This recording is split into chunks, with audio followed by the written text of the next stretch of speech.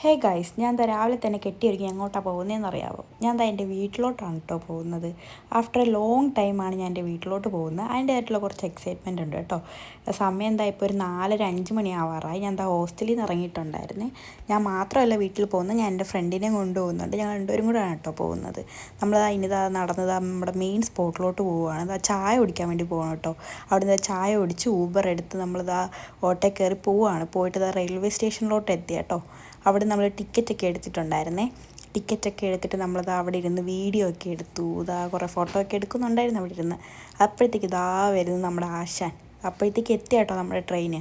പിന്നെ അങ്ങോട്ടും ഇങ്ങോട്ടും ഒരു ഓട്ടോ ആയിരുന്നു. പിന്നെ ഒന്നും ഓർമ്മയില്ല കേട്ടോ.